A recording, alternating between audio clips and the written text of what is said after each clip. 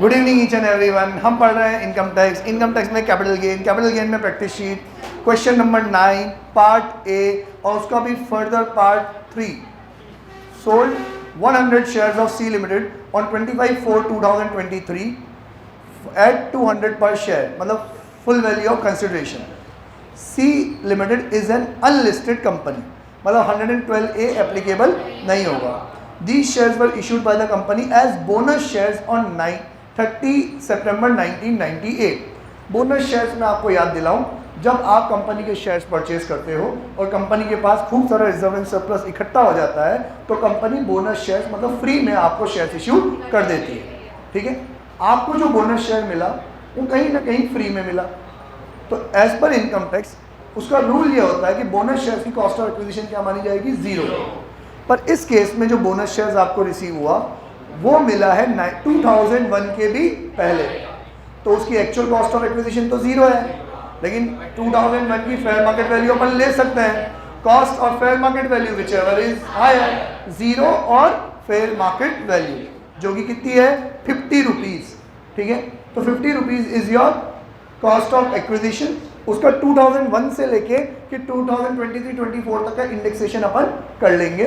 तो फटाफट खिलौना लो हाथ में, उसमें लिखो 100 इंटू 50, 5000 हो गया, ये हो गई cost, divide by 100 multiply by 348, 17,400। इसको अपन माइनस करेंगे 50 इंटू 200, 100 इंटू 200 कितना आ रहा है बेटा आप लोगों का, कितना आ रहा था? 17,400। शुभी बोल बेटा, क्या एतराज है तेरे को? हाँ, इंडेक्सेशन करेंगे कि नहीं करेंगे? अरे बेटा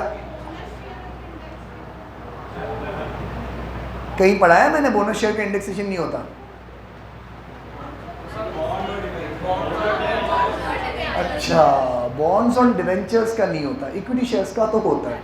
बोनस शेयर का रूल है कॉस्ट ऑफ एक्विजिशन 0 होती है। कॉस्ट ऑफ एक्विजिशन 2001 के पहले की है तो 0 और fair market value which is higher हम ले सकते हैं। वो कह रही है 2012 112 एप्लीकेबल है, तो उसमें 2 ऑप्शन रहते हैं, इंडेक्सेशन और विदाउट इंडेक्सेशन। मेरे हिसाब से यही वाला बेटर रहेगा, क्योंकि विदाउट इंडेक्सेशन में तो आप 20,000 में से 5,000 माइनस कर देंगे, 15,000 पे 10% लग जाएगा, इंटू 10% 1,500 रुपये आएगा, और इसमें 20% के हिसाब से 520 आएगा। शुभी मैंने अपने आप ही कर लिया, 520 आएगा, तो which one is better? This one is better. Done. Presentation दोनों दिखाओगे आप। बोल भाई बोल, क्या हुआ? हिमानी बोल, क्या हुआ? कुछ नहीं, धीरे धीरे प्रोसेसिंग हो रही है, तो जरा सिस्टम अपग्रेड करवाओ बेटा। i7 का ज़माना आ गया, तू पेंटियम 4 का प्रोसेसर लेके घूम रही है। बादाम खा, बादाम खाती है रोज, 5 बादाम, 1 आंवला, 2 चम्मच च्यवनप्राश। नहीं खाती? बैद्यनाथ का च्यवनप्राश खाएगा, ठीक है, डाबर आवर का नहीं। या तुम्हें लोगों को नहीं बताया क्या मैंने? इस वाले बैच में नहीं बताया मैंने? हाँ, खुशी विधि नहीं पता? अगर सीए बनना है तो ये 3 टिप्स आपको फॉलो करनी पड़ेगी। सीए बनना है तो रोज की 5 बादाम भिगो के छिलका निकाल के खाओगे तो ज़्यादा बढ़िया है। रात को भिगो देना, सुबह छिलका निकाल के खाना है, ठीक है। 5 तो बादाम, 1 आंवला रोज, और 2 चम्मच च्यवनप्राश। च्यवनप्राश किस लिए? कि आप बीमार नहीं पड़ोगे, दिन का नुकसान नहीं होगा। 5 बादाम किसके लिए? याददाश्त के लिए, माइंड क्या हो जाएगा आपका, शार्प हो जाएगा। 1 चम्मच आंवला किसके लिए? आँखों के लिए, बालों के लिए, कॉम्प्लेक्शन के लिए। इससे आपको डिप्रेशन नहीं आएगा, ठीक है। आप भी वैसे के वैसे ही रहोगे जो लोग नहीं पढ़ते जैसे हैं, ठीक है। नहीं तो पढ़ने से बुजुर्गी आ जाती है हमारे चेहरे पे। चलो, नहीं तो देखा होगा आपने 26 से वो कैसे लगते हैं, खाते ही नहीं आंवला, कह रहा हूँ मैं।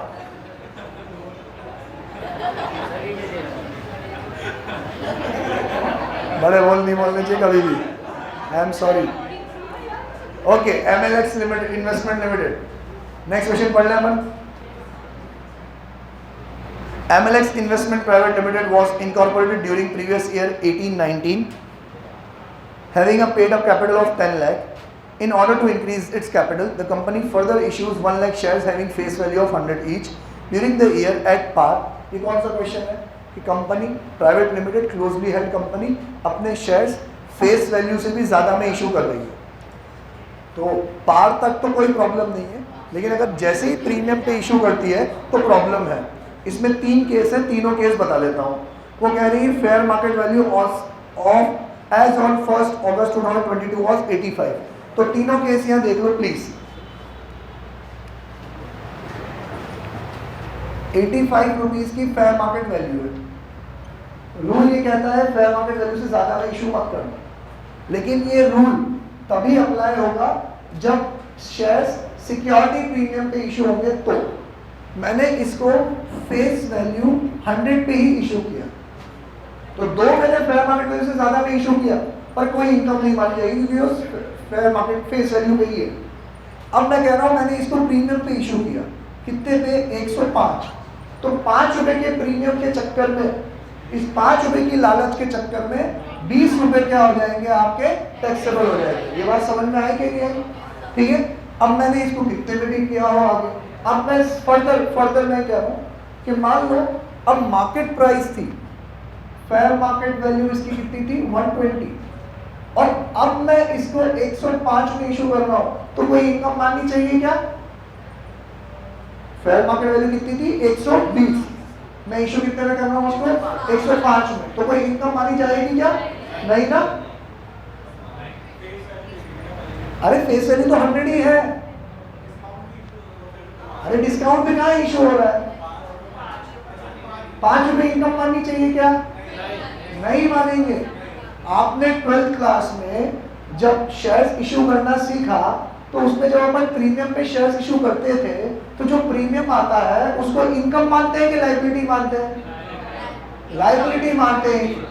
200 साल पहले। Good morning. उसको अपन लायबिलिटी मानते हैं। लायबिलिटी मानते हैं तो ये इनकम टैक्स वाले इनकम मानने को क्यों कह रहे हैं? क्योंकि जो उसकी औकात नहीं है उससे ज्यादा का प्रीमियम कौन दे रहा है आपको? जो भी दे रहा है वो आपको एक तरीके से क्या मिल रहा है? गिफ्ट मिल रहा है, और वो आपके ऊपर क्या है? टैक्सेबल। समझ में आया? क्लियर? ये वाला रूल कब एप्लीकेबल है?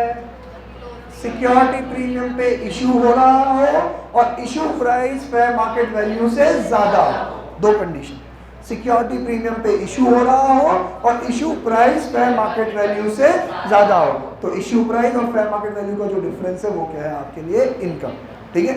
ज्यादा दिमाग नहीं लड़ा, और ज्यादा दिमाग अगर लड़ा चुके हो और कोई डाउट आ चुका है तो पूछ लो। अंशिका कुछ सोच नहीं बेटा, बोल नहीं, जबरन डाउट क्रिएट करने की भी कोशिश में मत लगे रहे। डाउट का मतलब क्या होता है कि आपने कोई रूल सुना और सुन के दिमाग में खटका पैदा हुआ या माथे पे सल आए। ठीक है।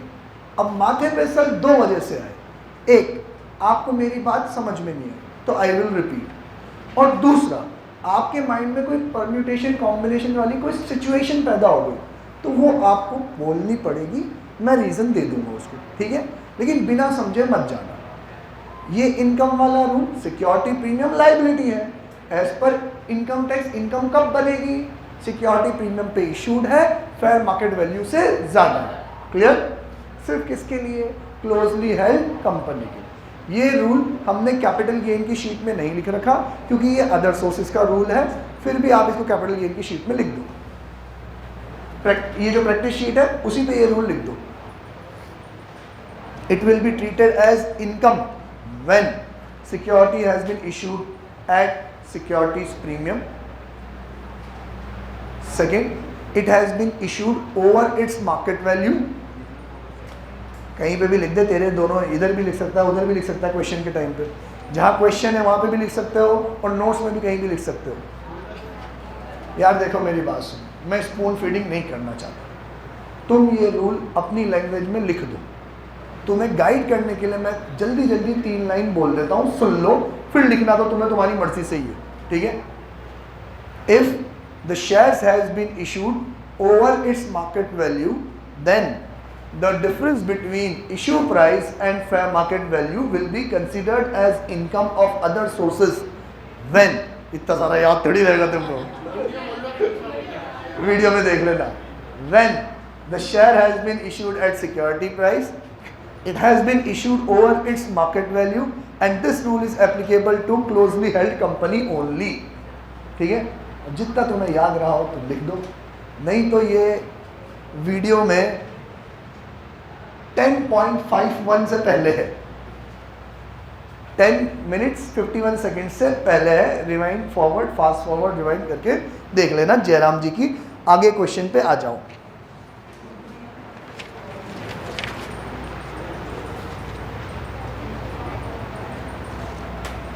इसमें क्वेश्चन नंबर 9 में जो लास्ट वाला थर्ड पार्ट है ना, what would be your answer, इसमें कुछ मिसप्रिंट है, वो मैं बता देता हूँ आप लोगों को।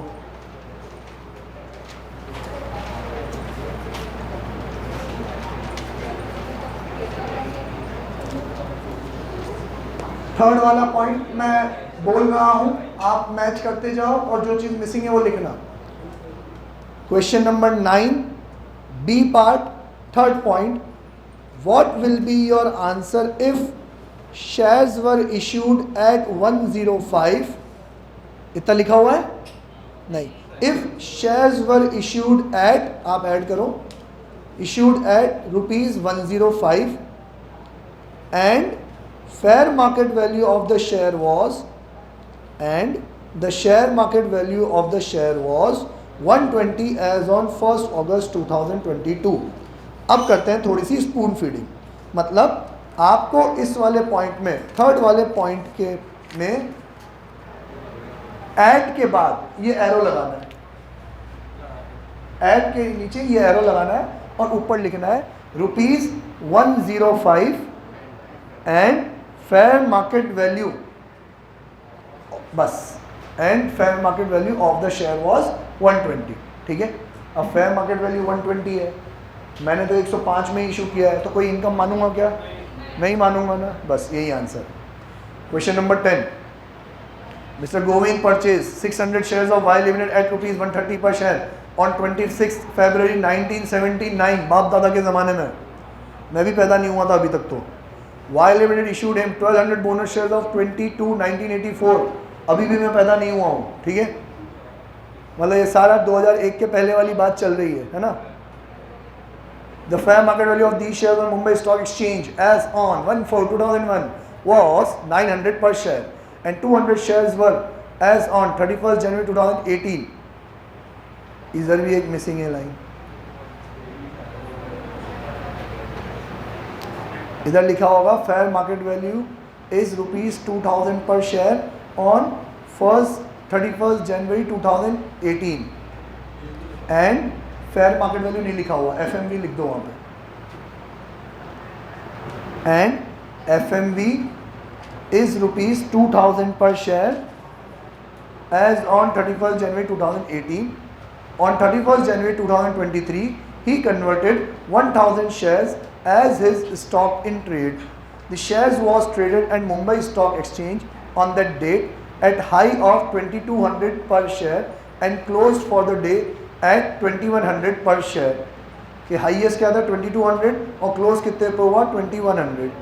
On 7th July 2023, Mr. Govind sold all 1800 shares at 2400 per share in Mumbai Stock Exchange and securities transaction tax was paid. Compute the total income of Ms. Govind for the estimated 24-25। Question के आगे लगा दो 3 star. और अब मैं आपको 2 minute का time दे रहा हूँ, फटाफट से क्वेश्चंस की डेट्स चेक कर लो और कहानी दिमाग में बिठा लो कि कब हमें शेयर्स मिले, उसके बाद कब हमें बोनस मिला, फिर हमने उसको कब हमारे स्टॉक इन ट्रेड में कन्वर्ट कर दिया और कन्वर्ट करने के बाद कौन से ईयर में हम उसको सेल कर लें। और कहीं ना कहीं प्रैक्टिस शीट में जगह हो तो ऐसी लाइन खींच देना और यहाँ पे ऐसे 2-3 इवेंट मार्क कर देना डेट से, तो आपको टाइमलाइन दिमाग में बैठेगी कि कब क्या इंसिडेंस हो रहा है। ओके, ये दोनों ही इंसिडेंट 2001 के पहले हुआ है ना, 1 अप्रैल 2001 के पहले के दोनों इंसिडेंट है। उस टाइम पे फेयर मार्केट वैल्यू कितनी है? 900। मुझे उससे अब मतलब है ही नहीं तूने कितने में खरीदा, क्योंकि फेयर मार्केट वैल्यू ज़्यादा होगी ही सही, तुझे बोनस फ्री में मिला, फेयर मार्केट वैल्यू ले ही लेंगे। तो इसके दोनों के इवेंट से मुझे मतलब नहीं है। इसके पास टोटल शेयर्स हो गए 1800। अब कहानी क्या कह रही है कि उसने 100 डेट पे उन शेयर्स को स्टॉक इन ट्रेड में कन्वर्ट कर लिया। क्वेश्चन पढ़ के बताओ, सारे शेयर्स को कन्वर्ट कर लिया कि कुछ शेयर्स को करा? 1800 में से कौन से शेयर्स को कन्वर्ट किया? 1000 शेयर्स को ही किया। ये बात लिखी हुई है क्या उसमें? तो मार्क कर लो, डबल अंडरलाइन कर लो उसको। अब यार, जब मेरे पास पहली बार में आए 600 शेयर्स, दूसरी बार में आए 1200 शेयर, और वो कह रहा है कि मैंने तो सिर्फ 1000 को ही कन्वर्ट किया है, तो वो 1000 कौन से वाले शेयर्स हैं? सारे के सारे बोनस हैं कि कुछ ओरिजिनल है और कुछ बोनस है? बताओ।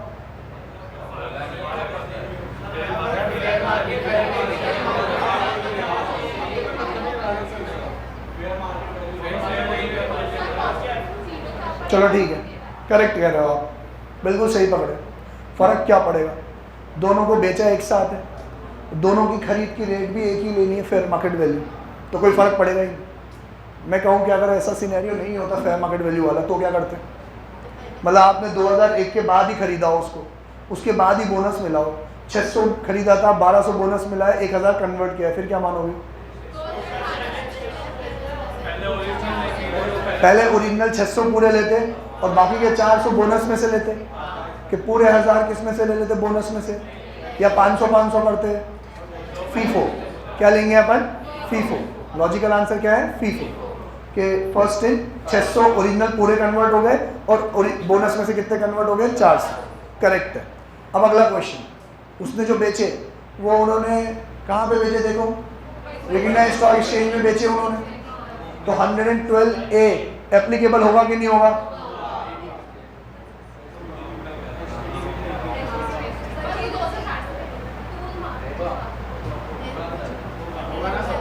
होगा।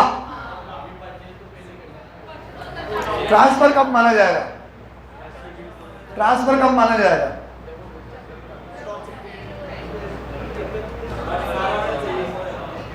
ट्रांसफर कब माना जाएगा? जब उसने असल में बेचा तब, कि जब उसने कन्वर्ट किया तब? 1000 शेयर को उसने कन्वर्ट किया था ना, तो वो 1000 पे कैपिटल गेन तो कन्वर्जन पे ही आ गया। तो ये जो 112A है, ये स्पेशल सिनेरियोज में एप्लीकेबल नहीं होता। समझे आप? मतलब मेरी बात समझे। आपके पास 600 शेयर्स थे, फिर आपको बोनस के रूप में 1200 शेयर और हो गए, आपके पास टोटल कितने हो गए? 1800 शेयर्स। इस 1800 में से 1000 को आपने कन्वर्ट कर दिया और बाकी के 800 आपके पास अभी भी एज अ कैपिटल असेट है। तो ये तो है स्टॉक इन ट्रेड और ये है आपके लिए कैपिटल असेट। क्वेश्चन पढ़ के बताओ, उसने हमारे साल में पूरे 1800 बेचे हैं कि सिर्फ 1000 बेचे? पूरे 1800 बेचे। इन दोनों को उसने बेच दिया, सोल्ड। तो बेटा ये जो 112A है, ये कैपिटल गेन का सेक्शन है कि बिजनेस एंड प्रोफेशन का सेक्शन है? कैपिटल गेन का सेक्शन है ना, तो ये तो सिर्फ कैपिटल असेट पे एप्लीकेबल होगा। ये जो 1000 शेयर्स आपने बेचे, ये तो as a business and profession के असेट बेचे, ये तो स्टॉक इन ट्रेड बिका है, तो इसके ऊपर 112A एप्लीकेबल नहीं होगा। 112A सिर्फ इसी के ऊपर एप्लीकेबल होगा। सर 112A होता क्या है? ग्रैंडफादर डे 31 जनवरी 2018 की फेयर मार्केट वैल्यू को अपन कॉस्ट मान सकते हैं। ये रूल कैपिटल असेट का है, कैपिटल गेन का है, सिर्फ 800 पे लगेगा, इस पे ये रूल नहीं लगेगा। ये 1000 शेयर आपने समवेयर कहीं पे कन्वर्ट कर लिए थे, तो जिस दिन कन्वर्ट किए थे उस दिन तो क्या माना जाएगा? ट्रांसफर। वहां तक का जो गेन हुआ वो है कैपिटल गेन, और ट्रांसफर के बाद इसको आप कहीं पे बेच रहे हो तो जो बची हुई इनकम है वो क्या मानी जाएगी? बिजनेस एंड प्रोफेशन की इनकम। समझ में आ रहा है कि नहीं आ रहा? क्लियर है? मतलब कहीं ना कहीं मैं इस क्वेश्चन को 3 पार्ट में सॉल्व करूंगा। कैसे? कि पहले तो जो मेरे पास 1800 शेयर्स थे उसमें से जो 1000 कन्वर्ट हुए तो वो कन्वर्जन पे आ जाएगा कैपिटल गेन फर्स्ट पार्ट। फिर वो कन्वर्टेड शेयर्स भी मेरे बिक गए तो उस पे आ जाएगा बिजनेस एंड प्रोफेशन की इनकम सेकंड पार्ट। और वो जो मेरे 800 शेयर जिसको मैंने कन्वर्ट नहीं करे थे वो as it is as a capital asset बिके जिस पे 112A एप्लीकेबल हो रहा है वो आ जाएगा मेरा तीसरा पार्ट। समझ में आ रहा है कि नहीं आ रहा? तीनों की कॉस्ट ऑफ एक्विजिशन चेंज होगी कि नहीं होगी? हाँ होगी। तीनों को आपने बेचा, 1 बाय 1 करते हैं। पहले जिसको हमने as a stock in trade में कन्वर्ट किया तो आपने पढ़ा है ना कि आप अपने कैपिटल एसेट को स्टॉक इन ट्रेड में कन्वर्ट करते हो तो जिस दिन कन्वर्ट करते हो उस दिन की जो फेयर मार्केट वैल्यू होती है वो क्या बन जाती है? Full value of consideration. जब आपने कन्वर्ट किया तब की फेयर मार्केट वैल्यू देख के बताओ कितना है?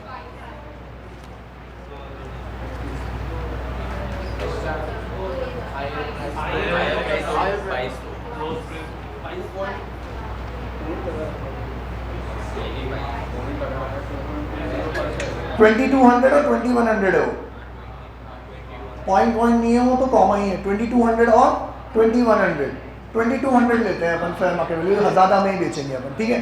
तो 2200 में मैंने कितने कन्वर्ट करे सर? इस बोनस में से 600 नहीं सिर्फ 400 है ना, 1000 शेयर कन्वर्ट करे ना तो 2200 के हिसाब से करो 600 अलग और 400 अलग। लेकिन यार बात तो वही निकलेगी ना, क्योंकि इस केस में तो सबने फेयर मार्केट वैल्यू लेनी ही है अपन को 900 रुपये, तो पूरे 1000 पे एक साथ कर दिया अपन। सबको समझ में आ रही है बात कि अलग अलग करके बताऊं? एक साथ कर दूं? नहीं तो 600 इंटू 2200 और 400 इंटू 2200 दोनों को क्लब करेंगे एक साथ 1000 इंटू 2200 22 लाख, ठीक है। इनकी कॉस्ट क्योंकि सर दोनों ही चीज 2001 के पहले की है तो 2001 की फेयर मार्केट वैल्यू ले रहे हैं और वो ज़्यादा भी है। कितनी है फेयर मार्केट वैल्यू? 900। तो 900 इंटू 1000 कितना हो गया? 9 लाख। इसका इंडेक्सेशन भी तो करेंगे, 2012 तो एप्लीकेबल होएगी ना, जब एप्लीकेबल हो तब इंडेक्सेशन नहीं करेंगे, इसका इंडेक्सेशन करेंगे तो डिवाइड बाय 100 मल्टीप्लाई बाय 300 नहीं 348 थोड़ी आएगा। कौन से साल में कन्वर्ट हुआ है?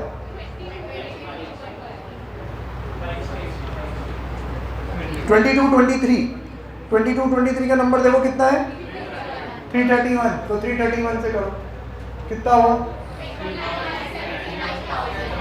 29,70,000। मैं कर लूंगा शुरू 7,79,000 का क्या आ रहा है? लॉन्ग टर्म कैपिटल लॉस, ठीक है।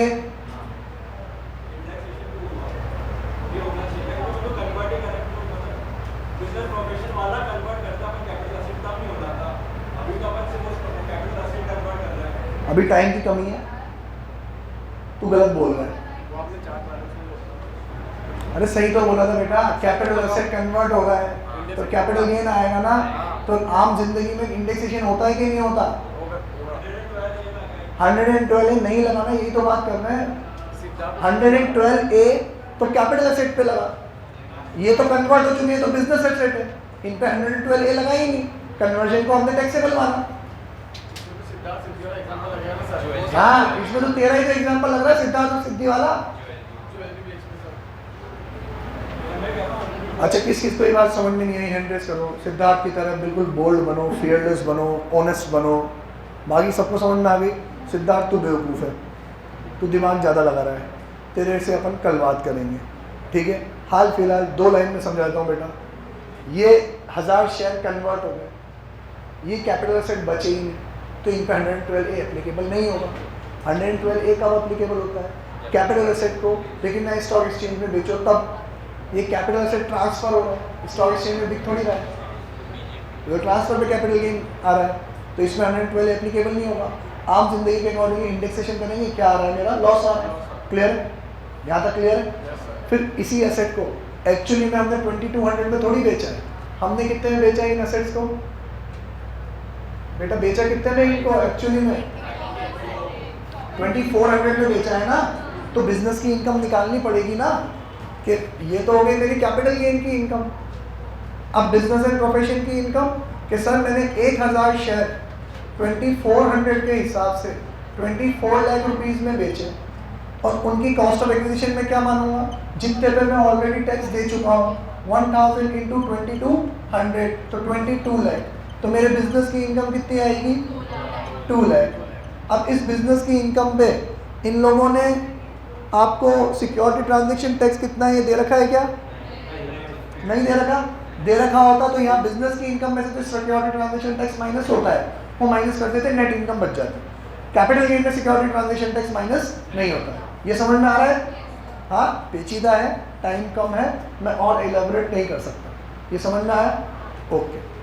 बचे हुए जो 800 शेयर्स हैं उसको तो कन्वर्ट किया ही नहीं, वो तो एज अ कैपिटल एसेट ही रहे, और उनको मैंने इक्विटी रिकग्नाइज्ड स्टॉक एक्सचेंज में बेच दिया, तो उस पर तो 112A एप्लीकेबल हो जाएगा ना। हाँ, उनको कितने में बेचा मैंने, 2400, 800 इंटू 2400, बताओ बेटा कितना हुआ, 19,20,000। ओके, अब इसमें कॉस्ट ऑफ एक्विजिशन क्या मानेंगे, रिवर्स, नेट सेल कंसीडरेशन और fair market value whichever is lower. तो देखो 2018 की फेयर मार्केट वैल्यू 2000, 2400 और 2000 विच एवर इज लोअर 2000, और cost of acquisition 900 whichever is higher, तो 2000, इसमें तो हम कितना मानेंगे 2000, 800 इंटू 2000 कितना हो गया, 16 लाख। 3,20,000 का क्या आ गया, लॉन्ग टर्म कैपिटल गेन। ठीक है, ये कितना हो गया 520, और ये 779 क्या हो रहा है, माइनस। नेट इनकम तो बची नहीं अपनी।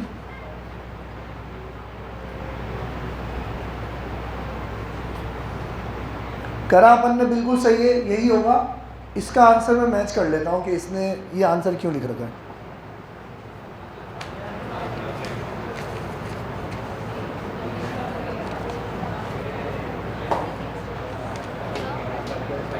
अच्छा, इस क्वेश्चन में एक लाइन मिसिंग है,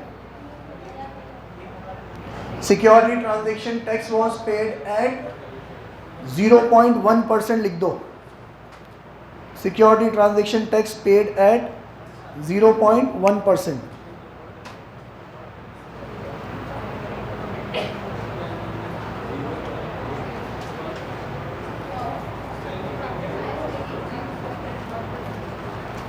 $24 लाख का 0.1% इसमें से माइनस कर दो, 24 लाख का 0.1%,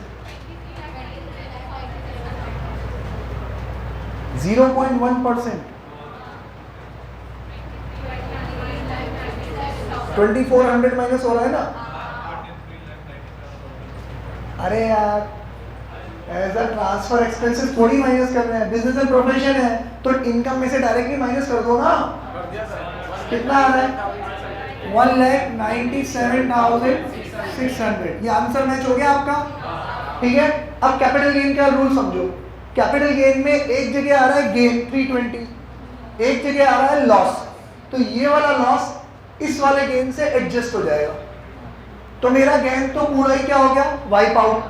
779 के लॉस में से 3,20,000 का इनकम एडजस्ट हो गई, मेरे पास अभी भी 4,59,000 का लॉस बचा है जो मैं कर लूंगा कैरी फॉरवर्ड। ठीक है, तो ये भी आंसर का पार्ट है, पर ये वाला जो चैप्टर है ना, set of and carry forward of losses, ये अभी अपन ने पढ़ा नहीं है। ठीक है, इसका रूल पढ़ा नहीं है तो कोई बात नहीं, मैं सिखा देता हूं। लॉन्ग टर्म लॉस का ये रूल है कि लॉन्ग टर्म लॉस सिर्फ और सिर्फ लॉन्ग टर्म गेन से ही एडजस्ट होता है, किसी और इनकम से एडजस्ट नहीं हो सकता। समझ में आया? लॉन्ग टर्म वाला लॉन्ग टर्म से एडजस्ट होगा, किसी और से एडजस्ट नहीं होगा। शॉर्ट टर्म वाला शॉर्ट टर्म और लॉन्ग टर्म दोनों से एडजस्ट होगा, किसी और से एडजस्ट नहीं होगा। मतलब लॉन्ग टर्म बड़ा भाई बहुत ज्यादा घमंडी है, किसी के सामने सर नहीं झुका, अपने छोटे भाई से भी मांगना पसंद नहीं करता, लॉन्ग टर्म का लॉस है, शॉर्ट टर्म की इनकम से एडजस्ट कर लूँ, नहीं होगा। लॉन्ग टर्म का लॉस सिर्फ लॉन्ग टर्म से, लेकिन शॉर्ट टर्म भाई भाई को भाई समझता है। शॉर्ट टर्म से भी एडजस्ट होगा, लॉन्ग टर्म से भी, लेकिन है तो छोटा भाई बड़े भाई का ही, थोड़ा घमंड तो इसमें भी आएगा। ये शॉर्ट टर्म का लॉस शॉर्ट टर्म और लॉन्ग टर्म दोनों से एडजस्ट हो जाएगा, लेकिन किसी और इनकम से एडजस्ट नहीं होगा। ये रूल है, इसको अपन बहुत डिटेल में किसी और चैप्टर में पढ़ेंगे। अभी जयराम जी की आंसर ये रहा, ये सारी चीज़ें सही हैं। मेन चीज़ जो सीखने की थी वो थी ये 1 2 3 वाली टेक्निक, कि किसी को हमने कन्वर्ट कर दिया तो उस पर 112 एप्लीकेबल नहीं होगा, वो कैपिटल गेन अलग टैक्सेबल, उसका बिजनेस प्रोफेशन भी टैक्सेबल, और जिसको हमने कन्वर्ट नहीं किया उस पर 112A एप्लीकेबल हो जाएगा। Bye tata, see you.